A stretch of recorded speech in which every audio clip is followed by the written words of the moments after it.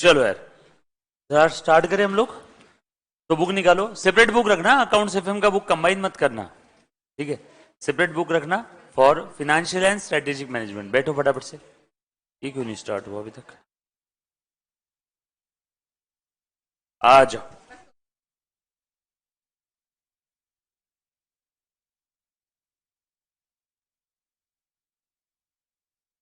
चलो यार बच्चों, financial and strategic management CS executive current syllabus, क्योंकि ये बोल्ड अलग है, करंट अलग है और आने वाला न्यू अलग है। एसी ऑन करना है, कहां से बंद है?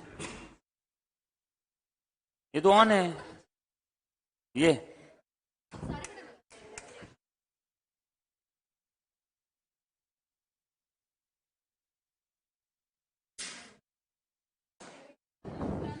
यार ऑन तो नहीं हुआ रे, वही है ना, फिर ऑन क्यों नहीं हुआ?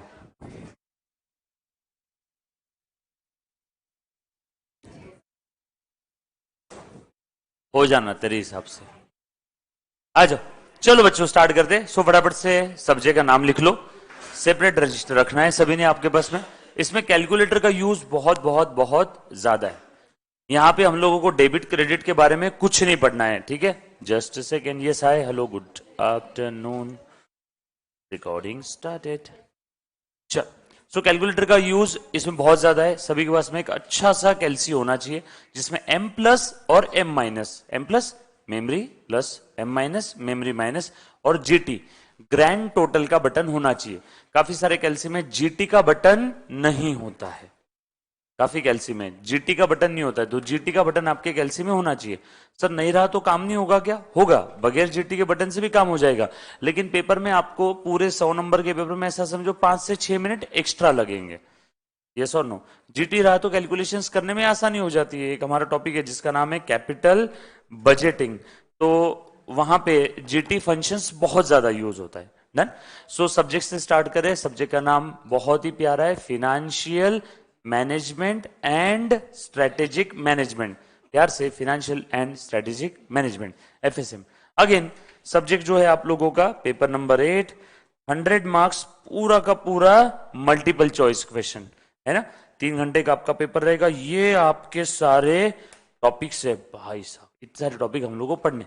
ये आपका जो एफएम है ना, ये रहेगा 60 मार्क्स के लिए और ये रहेगा 40 मार्क्स के लिए। यस और नो?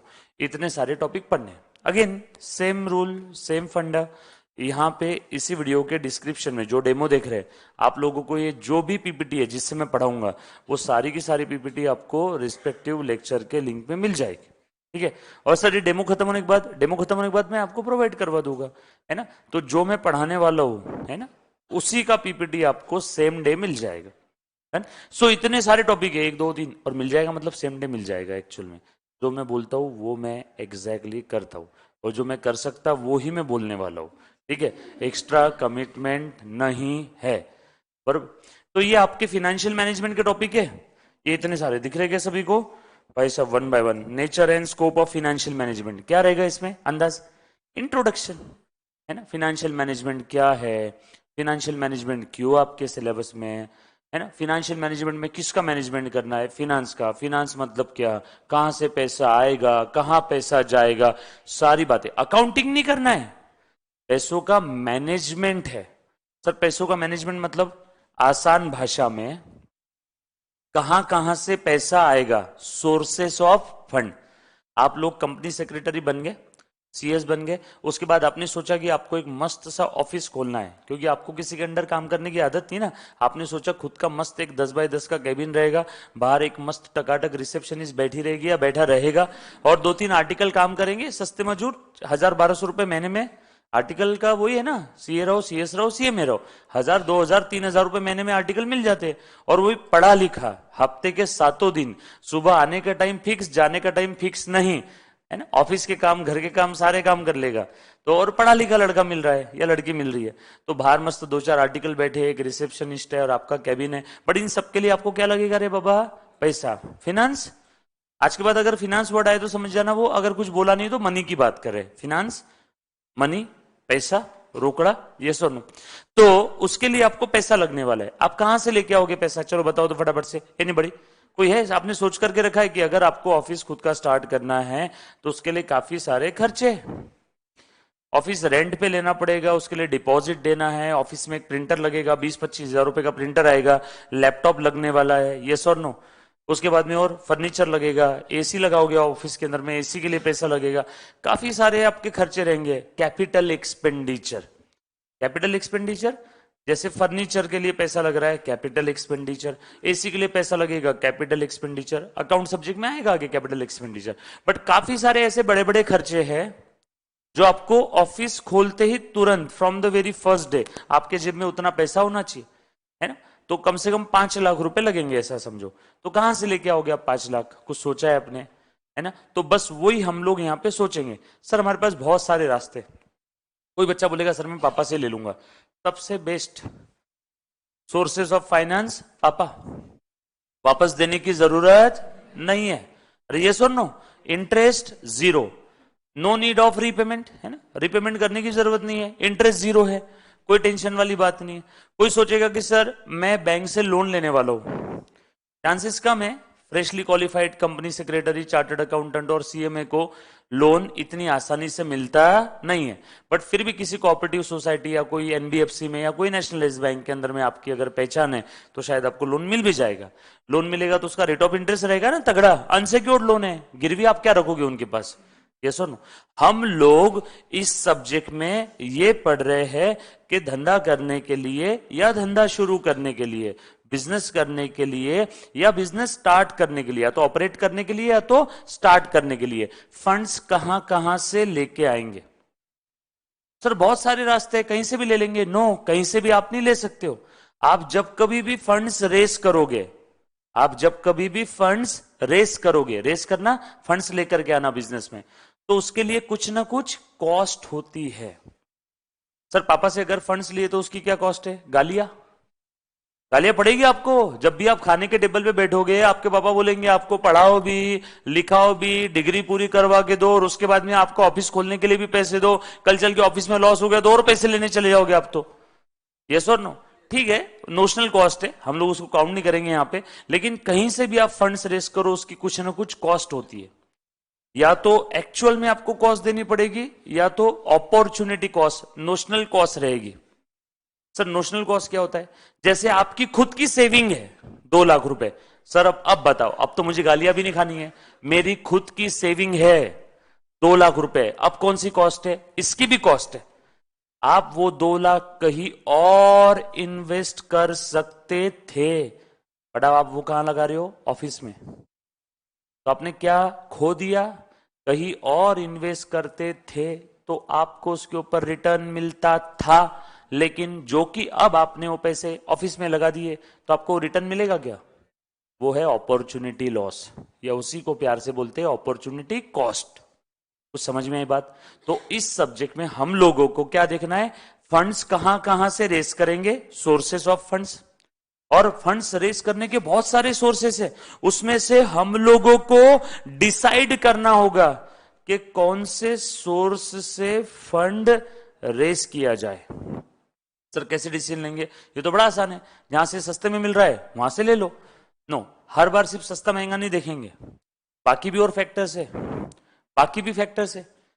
मान लो आपके पास एक सोर्स है, पापा से आप फंड्स ले रहे हो, पापा ने बोल दिया कि बेटा मुझे तेरे बिजनेस में प्रॉफिट में शेयर चाहिए। अब बताओ, भले ही वो इंटरेस्ट फ्री है, भले ही आपके पापा आपसे इंटरेस्ट नहीं ले रहे, लेकिन बिजनेस के प्रॉफिट में शेयर ले रहे, मतलब एज गुड एज आप ओनरशिप मांग रहे हैं। आपको प्रॉफिट में शेयर किसको मिलता है? मालिक को। और आपके पापा आपको क्या बोल रहे हैं? मैं तुझे पैसे देने के लिए तैयार हूं, बदले में मुझे प्रॉफिट में शेयर चाहिए। तो वहां पे ओनरशिप डाइल्यूट हो जाएगी। भले ही इंटरेस्ट कितना है? 0, बट ओनरशिप डाइल्यूट हो गई क्या? आप नहीं लोगे, क्योंकि किसी की भी इच्छा थोड़ी रहती कि यार भैया ओनरशिप डाइल्यूट हो जाए। या किसी बैंक से लोन ले रहे हो, वो बोल रही है 12% का रेट ऑफ इंटरेस्ट लगेगा, ये कंडीशंस है। कोई बैंक बोल रही है 9% लगेगा। या फिर आप एक काम किए, आपने कंपनी स्टार्ट करने का सोचा, आप मार्केट में चले गए। वो गुरु पिक्चर में अभिषेक बच्चन लेके आता है ना, पब्लिक इशू, यस और नो। मार्केट में आप शेयर्स इशू करना चाहते हो, 10 रुपए दो मालिक बन जाओ, 10 रुपए दो मालिक बन जाओ, ये सर नो। हजारों रास्ते फंड्स रेस करने के, उसमें से कौन से रास्ते से आपने फंड्स रेज करना है, ये मैं आपको फाइनेंशियल मैनेजमेंट में सिखाऊंगा। इसके लिए काफी सारी टेक्निक्स है, फॉर्मूलाज है, कुछ थेरीज लिखी है महानुभाव लोगों ने, हम लोग उन थेरीज को एज इट इज अप्लाई करेंगे। अच्छा, ये सब्जेक्ट है ना, फॉर्मूला बेस है। फॉर्मूला अगर याद है तो अच्छे से प्रैक्टिकल क्वेश्चंस आपके सॉल्व हो जाएंगे। तो प्रैक्टिकल क्वेश्चंस हमने सुना इसके अंदर में काफी कम आते। हाँ, लास्ट अटेम्प्ट के अंदर में प्रैक्टिकल काफी कम थे, थ्योरी बहुत ज्यादा थी। बट लास्ट अटेम्प्ट में जैसा आया वैसा हर बार आएगा, इसकी गारंटी है क्या? No sir. On an average subject के अंदर में थ्योरी प्रैक्टिकल क्वेश्चंस कितने होते हैं ये बता दो। ऑन एन एवरेज ऐसा समझो कि आप लोगों का 50-50 रहेगा, 50 थ्योरी 50 प्रैक्टिकल। उस 50 में 40 नंबर तो ये थ्योरीज है, और इसके अंदर में भी और आपको 10 नंबर की थ्योरी आ जाएगी, बरोबर है क्या? तो ऐसा समझो कि 50 से 55 नंबर की थ्योरी, बचा हुआ 50 से 55 नंबर का क्या आ जाएगा? प्रैक्टिकल। कुछ बात समझ में आई सभी को? और जितने भी प्रैक्टिकल एमसीक्यू है वो सारे कैसे रहेंगे? फॉर्मूला बेस, क्योंकि मल्टीपल चॉइस क्वेश्चन है, और मल्टीपल चॉइस क्वेश्चन में आपको इतना लंबा चौड़ा एक पेज का आंसर निकालने की जरूरत नहीं रहेगी। फॉर्मूला आपको याद होना चाहिए, थ्योरी याद होनी चाहिए, आपको कुछ डिसीजन मेकिंग के भी क्वेश्चन इसमें पूछ सकते हैं। सब्जेक्ट बड़ा ही इंटरेस्टिंग है, क्योंकि इसमें नो डेबिट नो क्रेडिट, कोई अकाउंटिंग करने की जरूरत नहीं है। हाँ, कैलकुलेशंस बहुत करने हैं, है ना, सोचना बहुत ज्यादा है कि कहां से हम लोग फंड्स रेस करें, ये पहला। दूसरा, हम लोग कहां उस फंड्स को इन्वेस्ट करें या यूज करें। तो इस पूरे सब्जेक्ट में हमको हर बार दो सवालों के जवाब चाहिए। एक तो सोर्सेस ऑफ फंड, कहां से रेस करना चाहिए, दूसरा यूटिलाइजेशन ऑफ फंड्स। कुछ बात समझ में? तो ये बेसिकली, ये बेसिक कुछ है, इसमें नेचर एंड स्कोप में देखेंगे। दूसरा, वर्किंग कैपिटल। वर्किंग कैपिटल क्या होता है? बिजनेस को डे टू डे बेसिस पे ऑपरेट करने के लिए जो भी फंड्स चाहिए, बिजनेस को डे टू डे बेसिस पे। अभी सिर्फ मैं एक एक वर्ड में आपकी सब्जेक्ट से दोस्ती करवा रहा हूं, और आज पहला टॉपिक स्टार्ट करवा रहा हूं, तो सभी ने अच्छे से ध्यान देना। और आपको अभी जो बोल रहा हूं वो आपको याद रहेगा, एकदम सिंपल एग्जांपल के थ्रू बता रहा हूं। अगर किसी बच्चे को ऐसा लगा कि नहीं सर कोई अच्छी कोई टर्म आई है और वो जनरल नॉलेज किसी बच्चे को उस टर्म का है नहीं, चाहे तो लिख सकता है ऊपर के हेडिंग वगैरह में, या फिर आपके बुक में भी आप चाहो तो लिख सकते हो। वैसे हर एक टॉपिक के पहले मैं आपको ये चीजें बताऊंगा, बस आपकी सब्जेक्ट के साथ एक दोस्ती हो जाएगी, आपको समझ में आ जाएगा कि सब्जेक्ट के अंदर में क्या है। जैसे अकाउंटिंग के अंदर में दोस्ती करने के लिए सबसे जरूरी है बेसिक्स ऑफ अकाउंट, तो हमने स्टार्ट कर दिया। यहां पे आपको सब्जेक्ट का एक ब्रीफ आइडिया आ जाएगा, तो अच्छे से समझ लो। सो वर्किंग कैपिटल मैनेजमेंट यानी इसकी बात कर रहा हूं। वर्किंग कैपिटल का मतलब धंधे को डे टू डे बेसिस पे ऑपरेट करने के लिए जो आपके पास फंड्स होने चाहिए ना, वो है वर्किंग कैपिटल। आप पानीपुरी वाले के यहां पानीपुरी खाने के लिए गए, आपने 20 रुपीज का पानीपुरी खाया, 50 रुपीज का नोट उसको दिया, और वो बोल रहा है भैया छुट्टा नहीं है, तो आप गाली मारोगे कि नहीं उसको? क्या भैया, 30 रुपए का भी वर्किंग कैपिटल नहीं है आपके पास? यस और नो? मतलब तू धंधा चला रहे यहाँ पे, तेरे पास कैश बॉक्स में 30 रुपीज भी नहीं है क्या मुझे वापस करने के लिए, चेंज देने के लिए? यस और नो? ऐसा थोड़ी कि मैंने तुझे 500 का नोट दिया और बोल रहा हूं 480 वापस दे। मैंने कितना मांगा? सिर्फ ओनली 30 रुपीज। हाँ, स्क्रीन नहीं दिख रही बच्चों को? अभी तक तो दिख रही थी। एक सेकेंड, हाँ, ऐसे कैसे?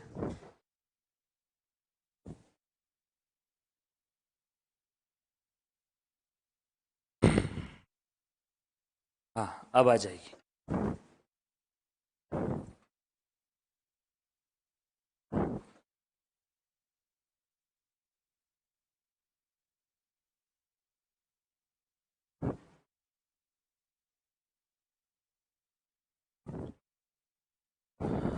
तो पैसे की बात आती है, देखो कैसे बंद होगी। प्रोजेक्टर का था ना ये?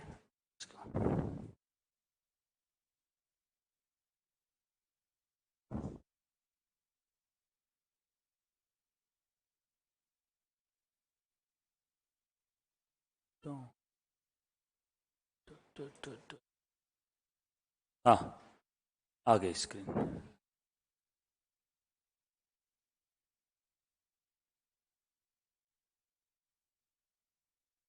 तो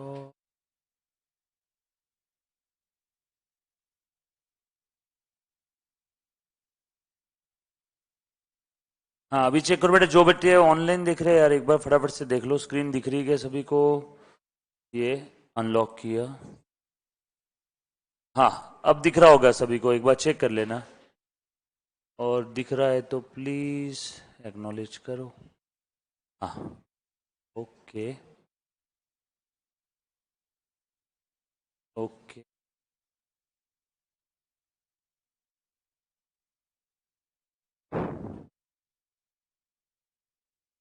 ओके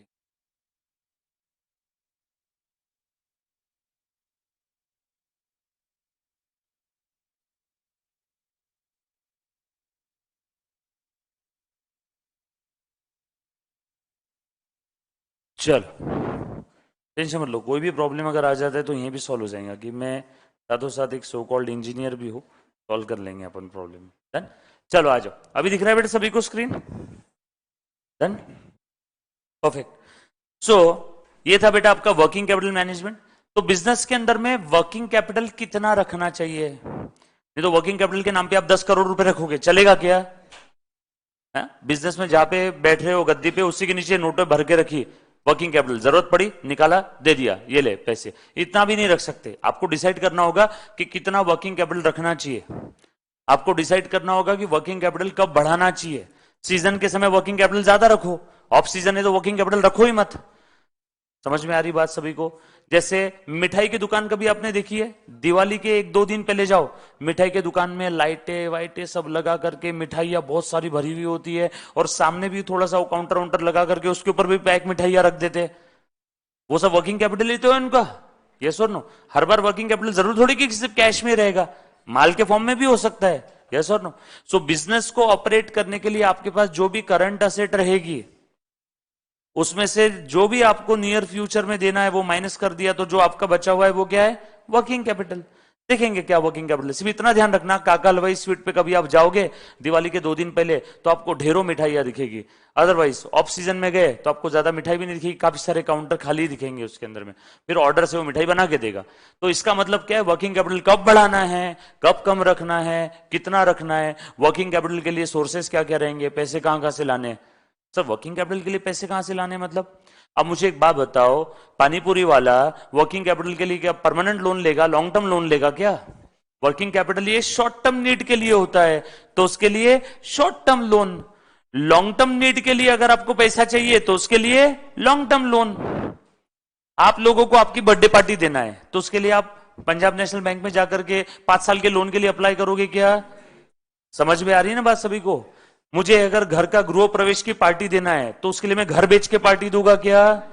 यस और नो? घर बेच के सत्यनारायण नहीं किया जाता।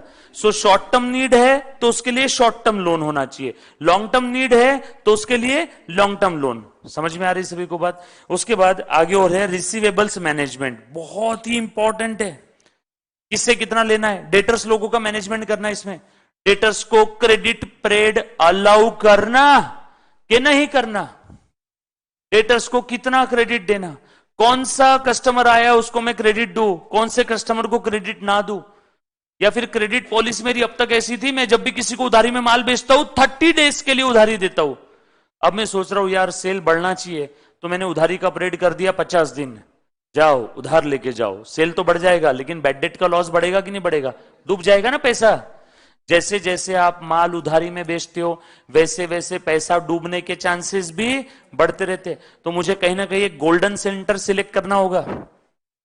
अगर मैंने बोल दिया कि मेरे पास, हाँ ये आ गया देखो कस्टमर, अभी हमने उधारी की बात की थी, मैंने अभी डिसाइड किया कि सर मैं गोल्ड, अपनी जो घर की गांव की ज्वेलरी की शॉप है, मैं गोल्ड उधारी में बेचने वाला हूं, और क्रेडिट पीरियड है 2 साल का। आप लोगे ना? 2-4 किलो पैक करवा लेगा ये आदमी, क्योंकि यहां पे 2 साल का क्रेडिट पीरियड है। समझ में आया क्या? 2 साल में गोल्ड के प्राइस भी बढ़ जाएंगे। तो मुझे मेरी क्रेडिट पॉलिसी डिसाइड करनी होगी कि कस्टमर को कितने पीरियड तक मैंने उधार देना चाहिए। तो वो सब कुछ कहां पे आ जाएगा? Receivable management. यस और नो? अच्छा, काफी बार कस्टमर को डिस्काउंट भी देना पड़ता है जल्दी पैसा रिकवर करने के लिए। कौन सा डिस्काउंट रहता है वो? Cash discount. कौन सा डिस्काउंट रहता है? कैश। ट्रेड डिस्काउंट नहीं, ट्रेड डिस्काउंट ट्रेड बढ़ाने के लिए, कैश डिस्काउंट कैश जल्दी रिकवर करने के लिए। काफी समय से कस्टमर पैसे ही नहीं दे रहा था मेरा, तो मैंने उसको बोला देख आज शाम तक अगर तू पैसा लाके दे देगा तो 1 लाख के बदले तेरा 90,000 में सेटलमेंट हो जाएगा, 10,000 रुपए का तुझे मैं क्या दे रहा हूं, डिस्काउंट। तो वो डिस्काउंट देना कि नहीं देना, ये सब कहां पे आ जाएगा, रिसीवेबल मैनेजमेंट, इन सब में प्रैक्टिकल है। उसके बाद में इन्वेंट्री मैनेजमेंट, आपका स्टॉक का मैनेजमेंट, स्टॉक कितना रखना है, कितने लेवल का स्टॉक रखना है, कहां से पैसे लेके आना है। उसके बाद management of cash and marketable security, leverages, leverages बड़ा ही इंटरेस्टिंग टॉपिक है। लीवर, लीवर का मतलब मालूम है क्या, लीवर, लीवर देखा है क्या आपने कैसे रहता है, लीवर देखा है क्या, लीवर, ये देखो, ये हैंड पंप है, दिख रहा है क्या,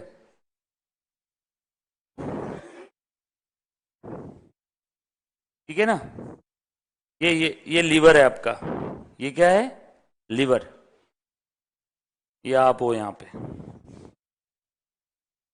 ये पानी आ रहा है। एक और हैंड पंप बनाता हूं, और ये लीवर है, और ये आप यहां पे हो।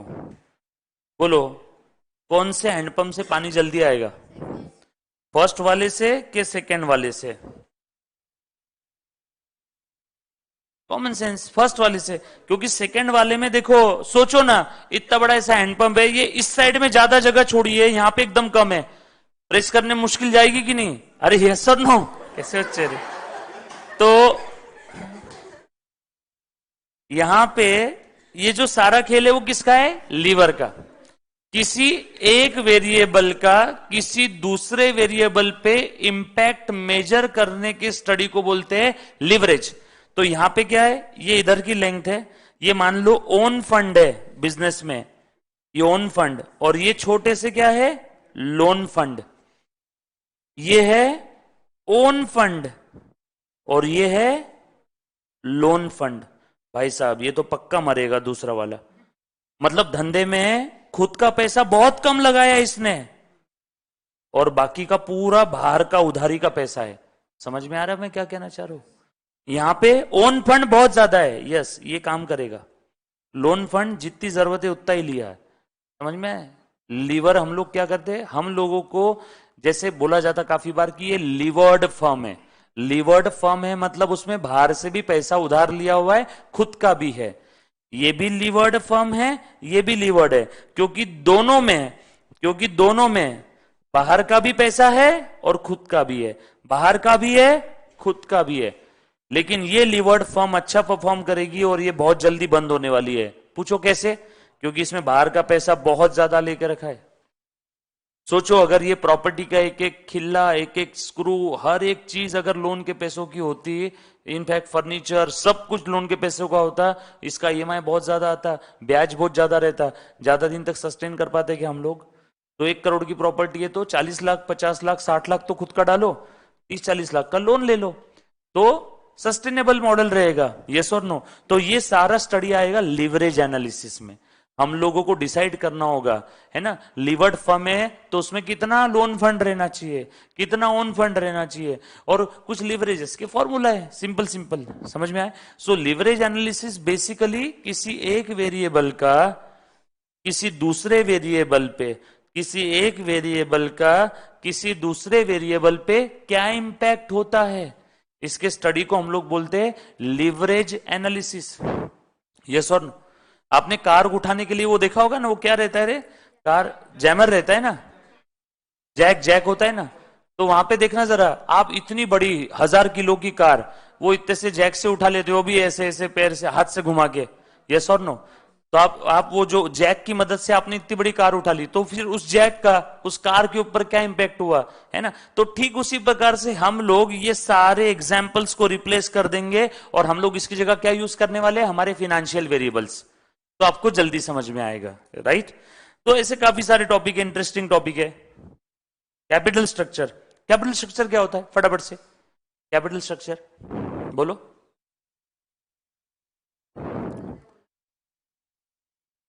ओके मैडम ने सही बताया, लेकिन आधा सही है, इन्होंने सिर्फ ओनर्स कैपिटल का बताया, लोन कैपिटल भी होता है। सर क्या बात कर, कैपिटल यानी हम तो यही सोचे थे आज तक कि ओनर का जो पैसा लगा है वो कैपिटल है, no. Capital structure financial management में, इस सब्जेक्ट में फाइनेंशियल मैनेजमेंट में जब कभी भी कैपिटल स्ट्रक्चर की बात आएगी तो धंधे में सुनो, लंबे समय तक जो भी पैसा लगा है उस सारे पैसे को बोलते हैं कैपिटल। अब मैंने एचडीएफसी बैंक से 15 साल के लिए लोन लिया 2 करोड़ का, तो वो भी पार्ट ऑफ कैपिटल स्ट्रक्चर है। ओनर का जो पैसा लगाया वो भी पार्ट ऑफ कैपिटल स्ट्रक्चर है। सिर्फ फर्क इतना है, एचडीएफसी से जो 2 करोड़ का लोन लिया है ना, वो लोन कैपिटल है, और जो मेरा खुद का पैसा लगा है वो ओन्ड कैपिटल है। Own fund, loan fund, own fund, loan fund, दोनों मिल जाए तो क्या बन गया? Capital structure. तो धंधे में कितना खुद का पैसा होना चाहिए, कितना बाहर का होना चाहिए, या बाहर से कहां कहां से लेना चाहिए, ये सब देखेंगे कैपिटल स्ट्रक्चर में। जैसे अगर मैं रिलायंस की बात करूं तो लोन फंड बहुत है। रिलायंस की पॉलिसी ऐसी होती है, बैंक के पैसे पे धंधा करना है। लेकिन वही टाटा की पॉलिसी क्या है? अपने पास जितना है उतने पैसे पे बिजनेस करेंगे, है ना। सबकी अपनी अपनी पॉलिसी है और दोनों भी अपनी अपनी जगह सही है। तो हम लोगों को देखना है कि कौन सा कैपिटल स्ट्रक्चर बेस्ट रहेगा। उसके बाद आगे देखेंगे कैपिटल बजटिंग। आप अगर आपके आसपास नजर घुमाओगे ना, ये लड़के लड़कियां छोड़ देना, बाकी जो निर्जीव चीजें यहां पे दिख रही है, तो उसमें बहुत सारे कैपिटल बजटिंग के डिसीजंस दिखेंगे। Furniture, example of capital budgeting decision. AC capital budgeting decision का एग्जाम्पल है। कैपिटल बजटिंग में बेसिकली हम लोग क्या करते हैं, मुझे अगर कोई लॉन्ग टर्म असेट बाय करना है, मुझे अगर कोई लॉन्ग टर्म असेट बाय करना है तो उसके लिए कितना पैसा लगने वाला है, कितना कैपिटल लगेगा, यस और नो। तो मुझे उसमें काफी सारे डिसीजंस लेने हैं। जैसे मेरे सामने 2 एसी के ऑप्शन है, एक डाइकिन है, एक मित्सुबिशी है, तो दोनों में से कौन सा लेना चाहिए? इंडस्ट्रियल यूज है तो मित्सुबिशी, कमर्शियल थोड़ा बहुत ऐसा क्लासरूम टाइप घर का यूज है तो डाइकिन ले लो। फिर दोनों की कॉस्ट देखेंगे, दोनों से कितनी इलेक्ट्रिसिटी की सेविंग होगी, फिर उसमें से बेस्ट क्या है? डाइकिन। समझ में आया क्या? तो ऐसे मुझे कैपिटल बजटिंग काफी डिसीजंस लेने पड़ते हैं, कैपिटल रिलेटेड डिसीजंस लेने, जहां पे मैं क्या कर रहा हूं, बिजनेस में कैपिटल असेट बाय कर रहा हूं। वेट, नई टर्म आ गई आपके जीवन में, कैपिटल असेट आएगी वापस। Furniture capital asset, camera capital asset, sir सीधा सीधा बोल दो ना, फिक्स असेट। हाँ, सिस्टम कैपिटल असेट। तो आपके आसपास काफी सारे कैपिटल बजटिंग रिलेटेड डिसीजंस है। तो हम लोगों को डिसाइड करना होगा कि जहां हमारी कॉस्ट कम से कम रहे और रिटर्न्स ज्यादा से ज्यादा रहे। ये तो हमारा ऑब्जेक्टिव है एफएम में। एफएम के 2 ऑब्जेक्टिव क्या है? कम में बम, कम कॉस्ट में ज्यादा रिटर्न। बस हमें ऐसे डिसीजंस लेने हैं। सर इतने डिस्कशन के हिसाब से तो लग रहा है कि फाइनेंशियल मैनेजमेंट में डिसीजन मेकिंग बहुत सारी रहेगी। ऑब्वियसली बात है। देखो, सोर्सेस कहां से पैसा रेस करेंगे, डिसीजन। कहां यूज करेंगे, डिसीजन। कॉस्ट कम रहनी चाहिए, रिटर्न ज्यादा रहना चाहिए, चेक करके अगेन क्या लेना है, डिसीजन। वर्किंग कैपिटल मैनेज करना है, डिसीजन। इन्वेंट्री मैनेज करना है, डिसीजन। उसके बाद बोलो बेटा, हाँ यो क्या ब्रो, वाह, हिसाब की क्लास कब की खत्म हो गई।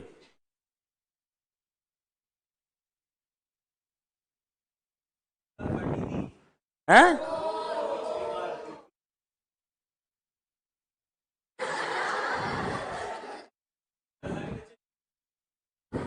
रब का बच्चा है।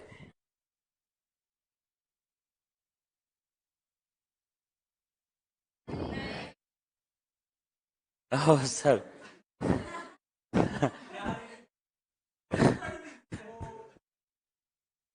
अरे बच्चों सुनो मेरी बात, मैं वजह बताता हूं।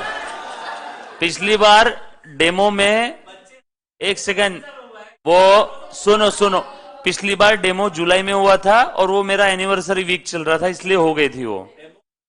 हाँ नहीं, जुलाई में हुआ था, कुछ तो भी था उस दिन यार। मैं ऐसे कैसे पार्टी दूंगा, कुछ तो था यार। वैसे भी 21 पार्टियां कुछ नहीं दी थी, 2-3 पार्टी की थी।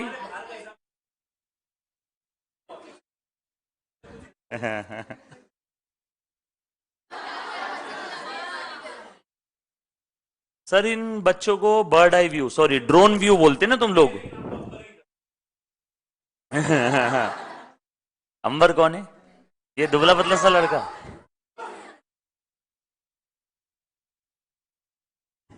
ये अब जानूंगा आज के बाद।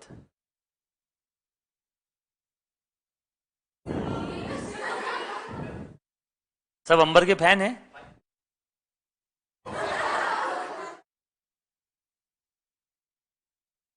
अंबर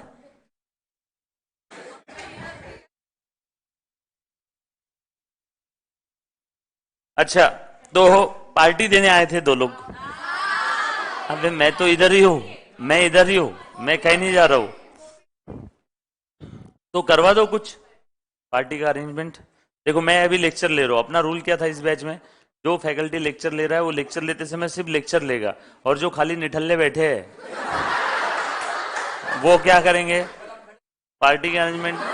नहीं सर, तुम खड़े हो, तुम हमसे बड़े भी हो, बट लेकिन क्या बुलवा रहे बता, बच्चों के लिए क्या खिलवा रहे।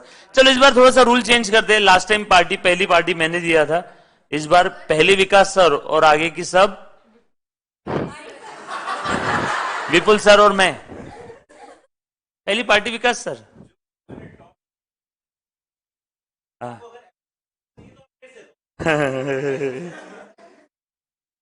चलो बुला सर, क्या बुलाते आज बच्चों के लिए। देखो ऊपर सार वाले को बोल दो तुम, पर इस बार तुम पार्टी दो सर। लास्ट बैच में पहली मेरी थी, इस बार दे दो। गरीब लोग बाल भी लगाते हैं। अरे देखो ये कुछ बच्चे ऑनलाइन वाले बच्चे बोल रहे कि सर जो भी बोल रहे इधर आके बोलो तुम। आ जाओ इधर आओ, आओ ना। गरीब आदमी बाल कैसे लगा लेता है यार, गिरते हुए बाल के 1.25 लाख दिए। करते हैं ना पार्टी आज तो। देखो अभी तो 2:40 हो गए। सुनो अभी कैसे 2:40 हो गए, पार्टी आज नहीं। तुम लोग तो खाना खा के आए ना अभी 1:15 से 2 तक, लंच ब्रेक था तुम्हारा। खाना नहीं खाए लंच ब्रेक में, क्या किया फिर, क्या किया लंच ब्रेक में, क्या किया।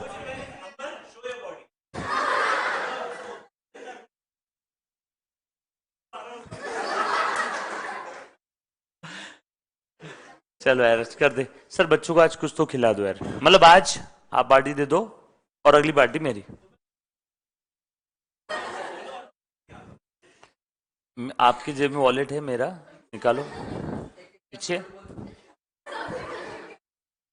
चलो बोलो यार क्या खाना है तुम लोगों को आज, फर्स्ट डे। वैसे भी हर बार बैच के पहले दिन हम लोग कुछ करते।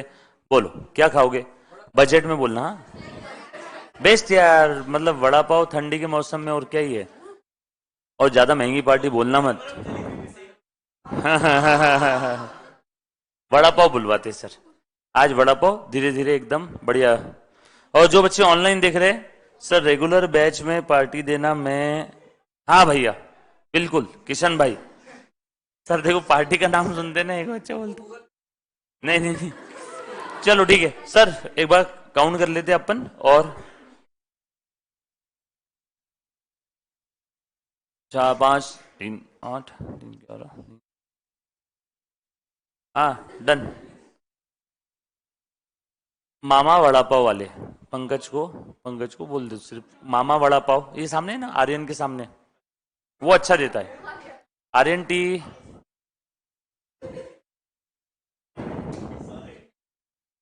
क्या बोली,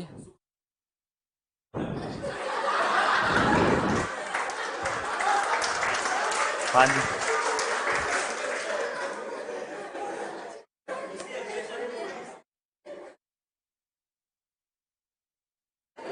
सर तुम हमारा मैनेजमेंट खराब कर रहे हो, मालूम है क्या।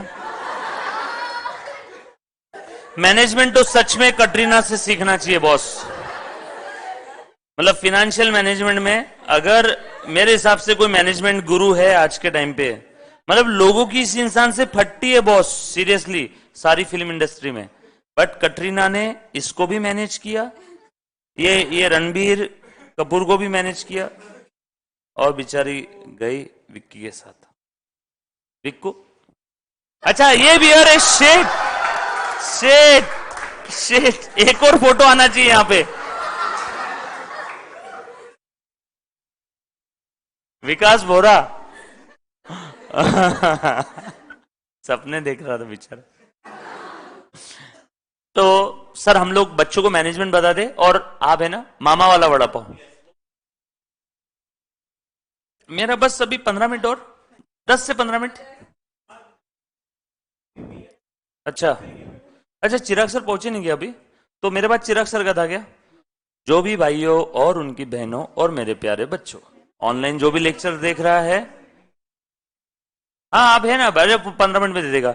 तो चिराग सर का आज जो लेक्चर होने वाला था डेमो सेशन, आज उनका नहीं रहेगा, उनका चिराग सर का कल रहेगा ना सर, क्योंकि वो अभी भी ट्रेन में, उसकी ट्रेन लेट चल रही है, 5-6 घंटा लेट चल रही है ट्रेन, तो अभी चिराग सर का लेक्चर नहीं हो पाएगा। शाम में 5-6 बजे वो पुणे पहुंचेंगे, तो कल चिराग सर का डेमो रहेगा, ठीक है। अच्छा ओ विपुल सर, बट एक बार बोल दो हाँ पक्का, फिर चल नंबर वो विकास सर ने देखे ना। चलो यार बच्चों आ जाओ। सो अब देखो बाकी जो है ना, मुन्ना प्लीज ध्यान देना, कौन से टॉपिक पे थे हम लोग? कैपिटल बजटिंग हो गया, देन डिविडेंड पॉलिसी। सिर्फ मैं आपको एक एक वर्ड में सिर्फ क्या है मैं मीनिंग बता रहा हूं। डिविडेंड पॉलिसी सबसे इजी टॉपिक, और एग्जाम में 6 से 7 नंबर के क्वेश्चन आते हैं। नाम से आपको समझ में आ रहा होगा कि कंपनी अपने अर्न किए हुए प्रॉफिट में से कितना बांटेगी, कितना रोकना है और कितना छोड़ना है।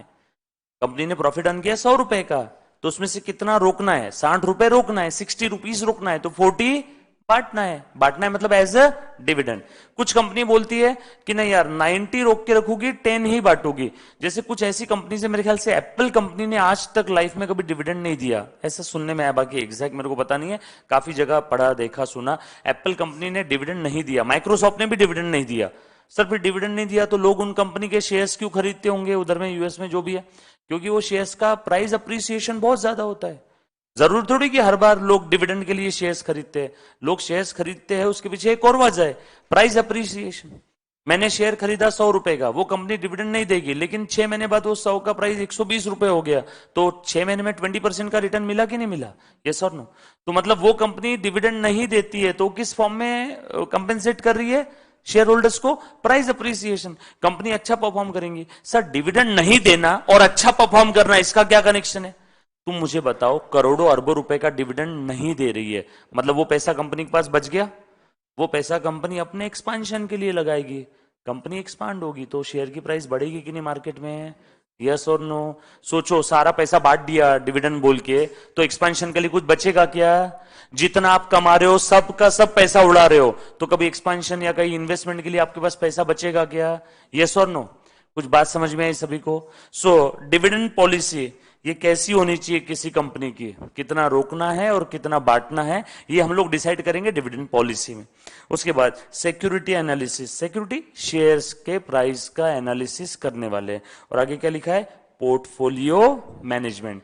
Again one of the interesting topic, formula based topic है पूरा। सर इसमें करना क्या है? शेयर्स की प्राइसेस निकालना है, पोर्टफोलियो से कितना रिटर्न आएगा, पोर्टफोलियो में रिस्क कितनी है ना? एक पोर्टफोलियो में एक से ज्यादा शेयर्स रहेंगे, बंडल ऑफ सिक्योरिटी यानी पोर्टफोलियो, है ना? आपके पास में रिलायंस का भी शेयर है, टाटा का भी, इन्फी का भी है, तो आपका क्या हो गया? वो पोर्टफोलियो। तो किसमें कितना पैसा रखना, किसमें से कितना पैसा निकाल के किस कौन से शेयर में डालना, ये सब हम लोग डिसीजन लेंगे on the basis of risk and return. अच्छा आपने एक तो सुना होगा ना, रिस्क ज्यादा है तो रिटर्न भी ज्यादा, रिस्क कम है तो रिटर्न भी कम। तो वो सारी चीजें पोर्टफोलियो मैनेजमेंट में आने वाली है। लास्ट में project finance. Project finance again आपका बहुत ही बेहद बोरिंग टॉपिक है, थ्योरी टॉपिक है, 7-8 पन्नों का। इसमें से आया है तो 1-2 क्वेश्चन आते हैं, सर प्रोजेक्ट फाइनेंस में है क्या? बट हम लोग इस टॉपिक को है ना एकदम रियल लाइफ प्रोजेक्ट रिपोर्ट एक आपको दिखाऊंगा, उस एक प्रोजेक्ट रिपोर्ट के भरोसे पूरा टॉपिक हम लोग पढ़ेंगे, तो फिर मजा आ जाएगा आपको, है ना? कि प्रोजेक्ट अगर आपने, जैसे आपने सोचा कि आपको दूध की डेयरी डालना है, डेयरी तो उसके लिए आपको भैंसें लगेगी, बहुत सारी 100 भैंसें लगेगी, तो उसके लिए आपको चाहिए पैसा।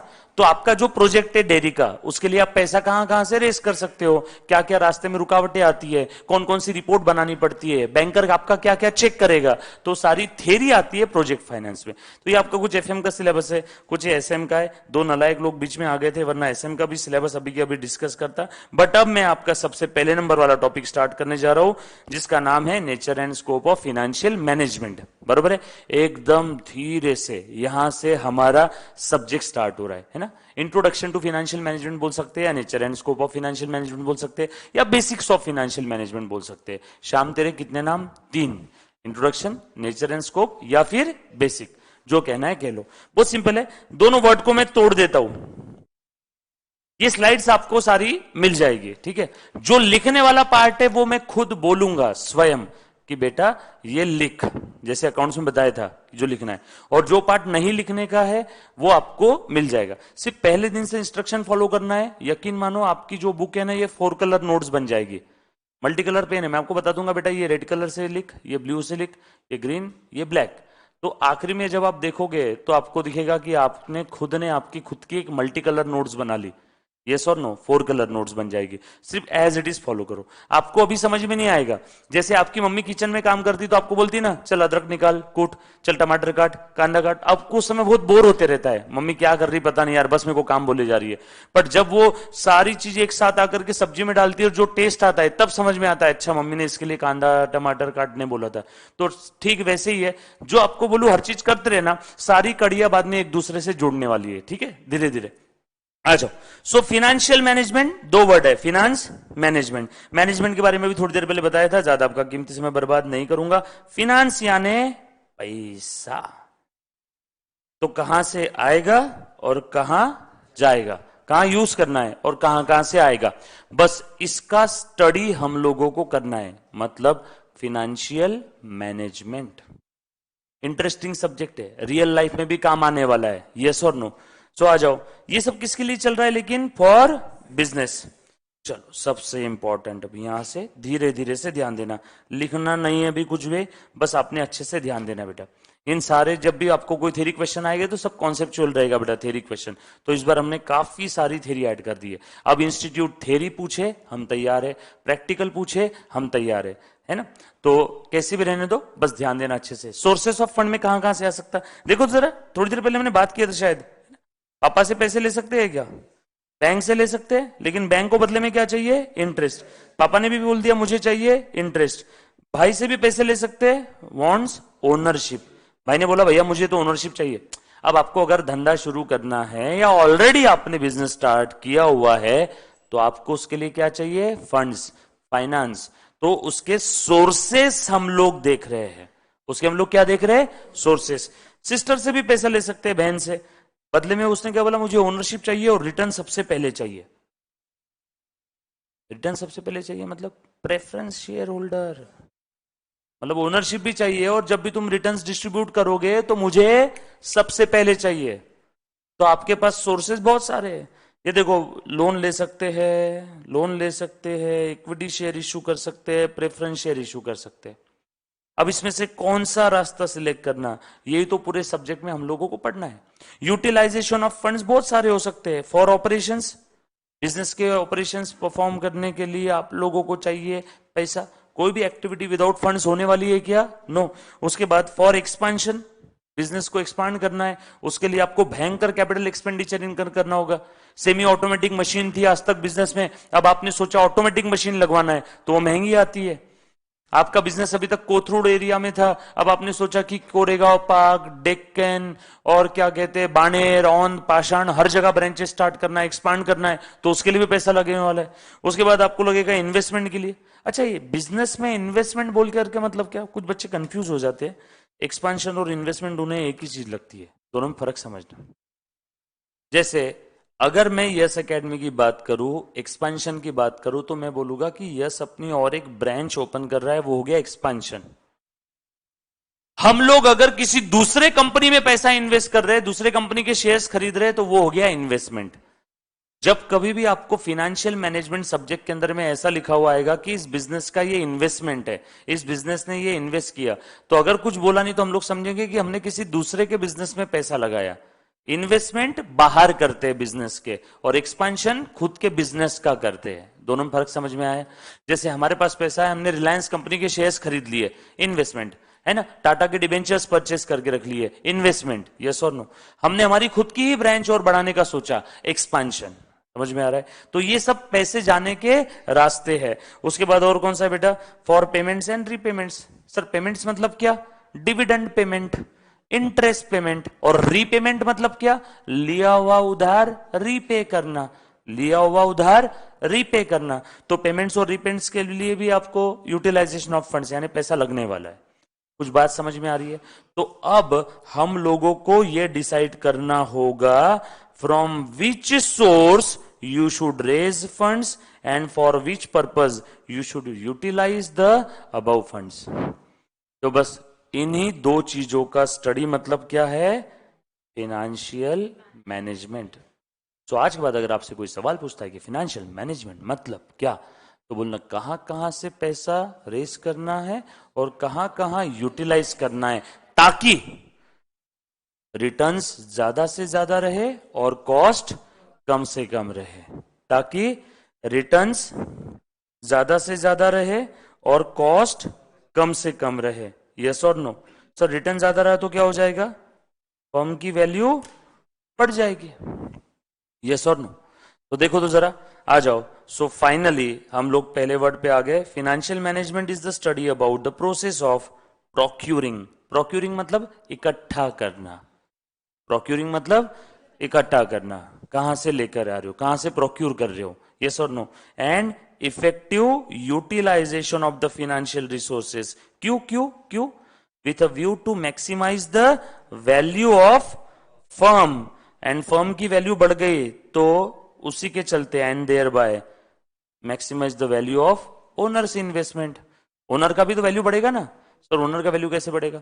फर्म का वैल्यू बढ़ेगा तो फर्म के शेयर का वैल्यू बढ़ेगा.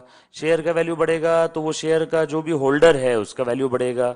सो फर्म का वैल्यू बढ़ा तो अल्टीमेटली किसका वैल्यू बढ़ता है? ओनर्स का. वेल्थ मैक्सिमाइज होता है कि नहीं होता है? सो ये सब कुछ चल रहा है ओनर्स के वेल्थ के मैक्सिमाइजेशन के लिए. Shareholders wealth maximisation. बहुत सारी कंपनी का ऑब्जेक्टिव होता है प्रॉफिट मैक्सिमाइजेशन, लेकिन मैं बोलूंगा इससे ज्यादा करेक्ट टर्म क्या है? शेयर होल्डर्स वेल्थ मैक्सिमाइज करो, आप ज्यादा आगे जाओगे. क्योंकि शेयर होल्डर्स का वेल्थ मैक्सिमाइज होगा मतलब शेयर का वैल्यू बढ़ेगा. यस और नो? और हर कंपनी के शेयर का वैल्यू बढ़ रहा है तो उसका मार्केट कैप्चर, मार्केट कैपिटल भी तो बढ़ेगा ना. उसका जो मार्केट शेयर है वो भी बढ़ेगा. यस और नो? ज्यादा से ज्यादा इन्वेस्टमेंट्स आ जाएगी कंपनी के अंदर में. सो आज के बाद अगर आपसे कोई सवाल पूछे कि फाइनेंशियल मैनेजमेंट यानी क्या, तो उसको बोलना कि फंड्स रेज करना है और उन फंड्स को यूटिलाइज करना है. रेज ऐसे करना, ऐसे करना, ऐसे करना कि उसकी कॉस्ट कम से कम लगे. क्योंकि फंड्स कहां से भी रेस करेंगे तो बदले में क्या देना पड़ेगा? कॉस्ट. चलो बताओ मुझे. हाँ, इक्विटी शेयर्स इशू करके फंड्स रेस किए 100 करोड़ रुपए. कॉस्ट क्या है उसकी बता दो. इक्विटी शेयर कैपिटल की कॉस्ट क्या है? अरे कॉस्ट क्या होती है? बदले में जो देना पड़ता है वो कॉस्ट है. तो तुम बताओ इक्विटी शेयर होल्डर्स को क्या देना पड़ता है? डिविडेंड. तो dividend is the cost of equity share capital. चलो डिबेंचर होल्डर्स को क्या देना पड़ता है? Interest. So interest is the cost for debenture. Yes और नो? चलो बैंक से लोन लिया, क्या देना पड़ता है? Interest. So interest is the cost of bank loan. Yes और नो? खुद का पैसा है तो कौन सी कॉस्ट है? Opportunity cost. धंधे में कहीं से भी पैसा आया तो उसकी कुछ ना कुछ कॉस्ट होती है. विदाउट कॉस्ट कहीं से भी पैसा आ ही नहीं सकता. अगर किसी के मन में कोई एग्जाम्पल है तो मुझे बोलो, मैं अभी बता दो कि उसकी क्या कॉस्ट है. ज्यादा में ज्यादा क्या होगा? आप ये बोलेंगे ना, सर मेरे पास जो पैसे पड़े थे मैंने वो धंधे में लगाए, उसकी कॉस्ट क्या है? Opportunity cost. काश वो पैसा कहीं और इन्वेस्ट करता तो उससे तुझे रिटर्न मिलता, लेकिन अब वो पैसा तूने धंधे में लगा दिया तो रिटर्न जो कमाने वाला था, वो जो अपॉर्चुनिटी थी वो लॉस हो गई कि नहीं, तो वो उसकी कॉस्ट है. कुछ बात समझ में? मेरे सामने दो ऑप्शन है, आलिया कटरीना. किससे शादी करूं? मैंने अगर आलिया से शादी किया तो अपॉर्चुनिटी लॉस क्या है? कटरीना. कटरीना से शादी किया तो अपॉर्चुनिटी लॉस क्या है? आलिया. कुछ बात समझ में आ रही सभी को? यस और नो? तो हम लोगों को फंड्स रेस करना है ताकि कॉस्ट कम से कम लगे और उन फंड्स को ऐसी जगह यूज करना है ताकि रिटर्न्स ज्यादा से ज्यादा मिले. बोल वापस. फंड्स रेस करना है. मैं बार बार इसलिए बोल रहा हूं, आगे 2500 बार ये साला कॉन्सेप्ट आने वाला है. Return cost, return cost, return cost. बच्चे इसमें थोड़ा सा उल्टा कर देते. सो मुझे फंड्स ऐसी जगह से रेस करना है ताकि मेरी कॉस्ट कम से कम लगे और उन फंड्स को ऐसी जगह इन्वेस्ट करना है या यूज करना है ताकि रिटर्न्स ज्यादा से ज्यादा हो. और ये कॉस्ट और रिटर्न के चक्कर में होगा क्या? अल्टीमेटली फर्म का वैल्यू बढ़ेगा. फर्म का वैल्यू बढ़ेगा तो ओनर का वैल्यू बढ़ेगा. यस और नो? कुछ बात समझ में आई? उसके बाद आगे चलते हैं. फाइनेंस का मतलब आसान भाषा में बोलो, मनी। बगैर फाइनेंस के कोई भी एक्टिविटीज होती है क्या रे? बगैर फाइनेंस के कोई भी बिजनेस एक्टिविटी होगी क्या? नहीं। इसीलिए फाइनेंस को life blood of the business बोलते हैं। यस और नो? एग्जाम में पूछा हुआ question, finance is the dash of business, 4 option दिए, समझ लो, हार्ट, लाइफ ब्लड, ये वो, सोचो इस लेवल तक के भी गिर सकती है इंस्टीट्यूट आपकी, पूछा हुआ क्वेश्चन है। So finance is the life blood of the business. उसके बाद finance is required for any type of business activity, that's why उसको लाइफ ब्लड बुलाए। अब ये ध्यान से सुनना अच्छे से, बड़ा ही प्यारा सेंटेंस है। रेड कलर में जो भी आपके नोट्स के अंदर में दिया रहेगा वो सब इंपॉर्टेंट है ना? चलो आ जाओ। Black colour regular text, red colour important, green colour heading, और कुछ बचा? रेड, ब्लैक, ग्रीन, और कुछ नहीं है ना? बस इतना ही है, 3 ही कलर है। सो ध्यान से सुनना क्या बोला है। Financial management is an area of financial decision making, harmonising the individual motives and enterprise goal. So मैं धंधे का मालिक हूं तो मेरी कुछ इंडिविजुअल इच्छाएं, आकांक्षाएं और मेरे बिजनेस के गोल्स, इन दोनों के बीच में हार्मोनी क्रिएट करना है तो आपको पैसों की जरूरत पड़ेगी। बस उसी स्टडी को हम लोग प्यार से फाइनेंशियल मैनेजमेंट बोलते हैं। थोड़ा सा इन्होंने एकदम टेक्निकल टाइप डेफिनेशन बना दिया है, इसको थोड़ा सा आसान करता हूं, अच्छे से सुनना है ना? थोड़ा विशियस सर्कल है यहां पे, ध्यान से सुनना। मेरी इंडिविजुअल इच्छाएं, आकांक्षाएं, मेरे मोटिव्स, मेरे गोल्स, मेरे इंडिविजुअल के, उसके लिए मुझे क्या चाहिए? पैसा। पैसा कहां से आएगा? बिजनेस से। बट बिजनेस को चलाने के लिए अगेन क्या चाहिए? पैसा। यस और नो? तो अल्टीमेटली इन दोनों के बीच में मुझे गोल्डन सेंटर, सुवर्ण मध्य मेंटेन करना है। यस और नो? बस वो हम लोग कैसे करते हैं, उसी स्टडी को प्यार से बोलते हैं फाइनेंशियल मैनेजमेंट। यस और नो?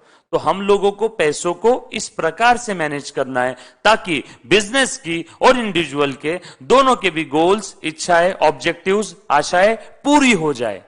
अगर मैं ऐसा कर पा रहा हूं, दैट मीन्स मैं फिनांस अच्छे से मैनेज कर रहा हूं। कुछ लोग फिनांस को ठीक से मैनेज नहीं कर पाते तो स्ट्रेस में आ जाते हैं, कुछ लोग और मैनेज नहीं कर पाते तो सुसाइड कर लेते हैं। यस और नो?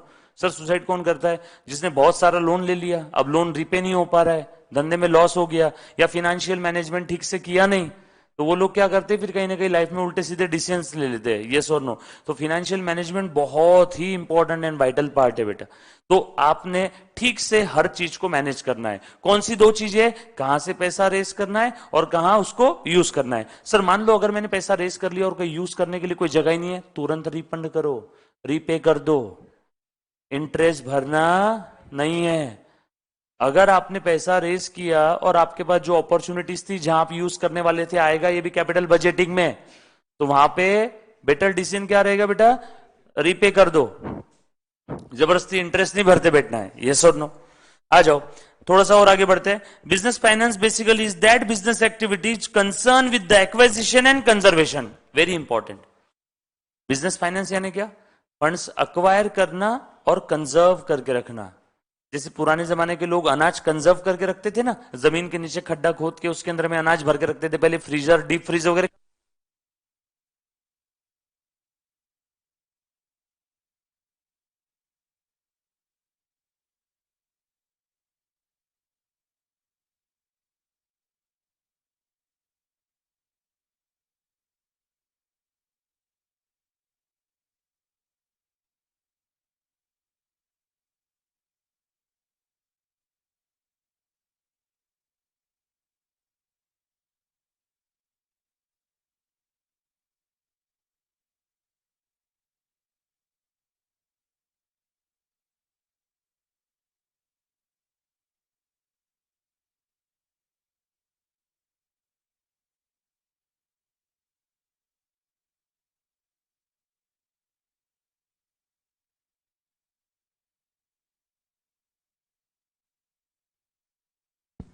बस हो गया, 2 मिनट। आवाज आ रहा है कि एक बार चेक करो?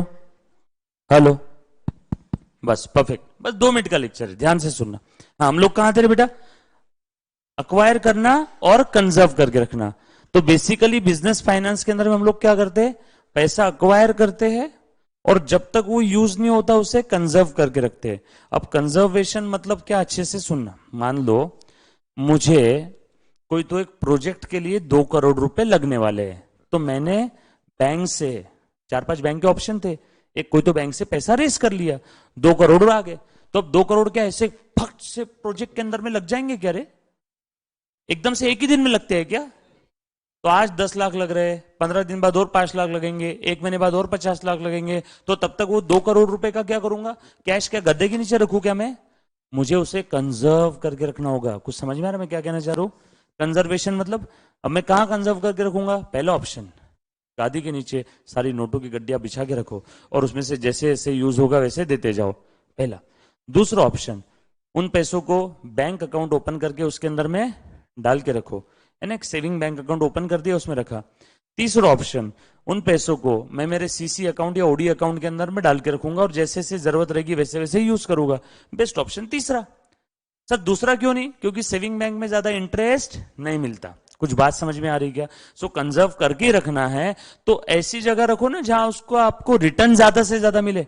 आपका ओडी सीसी अकाउंट है, ओडी और सीसी का रेट ऑफ इंटरेस्ट ज्यादा होता है, तो एक काम करो, जब तक पैसों की जरूरत नहीं तब तक वो ओडी सीसी अकाउंट में डाल के रखो, एटलीस्ट ब्याज लगना तो बंद हो जाएगा और उल्टा इन पैसों के ऊपर नॉमिनल इंटरेस्ट मिलेगा, डबल फायदा है। और जैसे जैसे जरूरत रहेगी वहां वहां से पे करते रहना। तो समझ में आया? तो पैसा आपने रेस तो कर लिया, अब रेस करने के बाद तुरंत सेम डे पैसा यूज होगा इसकी कोई गारंटी नहीं है, तो जब तक यूज नहीं होता तब तक उसे कंजर्व करके रखना है। आसान एग्जांपल देता हूं, आप हफ्ते भर की सब्जी लेके आ जाते हो संडे के दिन, तो कंजर्व कहां करके रखते हो? फ्रिज में। डाइनिंग टेबल थोड़ी रखी रहती है, खराब हो जाएगी, फ्रिज में रखते हो ना। तो ठीक उसी प्रकार से फंड्स आपने रेस तो कर लिए, अब रेस करती है अगले घंटे में थोड़ी ना यूज होने वाले, तो मुझे कहीं ना कहीं उसे ऐसी जगह इन्वेस्ट करके रखना पड़ेगा ताकि मेरे रिटर्न ज्यादा से ज्यादा रहे, या फिर मेरी अगर कोई एग्जिस्टिंग कॉस्ट होगी तो वो कम हो जाएगी। यस और नो? तो बस यही सारी चीजें कहां पे आ जाती है बेटा? बिजनेस फाइनेंस में। डन। बस अब हम लोग रुक रहे। फाइनेंशियल मैनेजमेंट के 2 अप्रोच थे, ट्रेडिशनल और मॉडर्न। ट्रेडिशनल ना बहुत बोरिंग था, इसमें बस पैसा कहां से रेस करना, इसी को फाइनेंशियल मैनेजमेंट बोला जाता था। पैसा कहां से लाना है, कहां यूज करना है, इसके बारे में फाइनेंशियल मैनेजर दिमाग नहीं लगाता था। बस फाइनेंशियल मैनेजर का एक ही काम था ट्रेडिशनल अप्रोच में, पैसा कहां से लो, कहां से लो, लाने के बाद क्या अचार डालोगे, अब यूज कहां करना है वो भी तो देखो। बस फिर मॉडर्न अप्रोच के अंदर में फाइनेंशियल मैनेजर के फंक्शंस बढ़ गए। पहले फाइनेंशियल मैनेजर का काम क्या था? सिर्फ फंड रेज करना। अब उसका काम क्या है? फंड रेज भी तू करेगा और ऐसी जगह अलोकेट भी करेगा ताकि रिटर्न ज्यादा से ज्यादा है। यस और नो? सो पहले सिर्फ फंड रेज करना है, नहीं फाइनेंशियल मैनेजमेंट था, एग्जाम में थ्योरी क्वेश्चन आएगा। ट्रेडिशनल अप्रोच में फाइनेंशियल मैनेजमेंट का क्या रोल था? Only raising of funds. But modern approach में फंड्स रेज भी करना है और सही जगह यूज भी करना है। तो हम लोग जो सब्जेक्ट में पढ़ने वाले वो कौन सा अप्रोच है? Modern approach. यस और नो? बाकी हम लोग इसके बारे में जानेंगे टुमारो।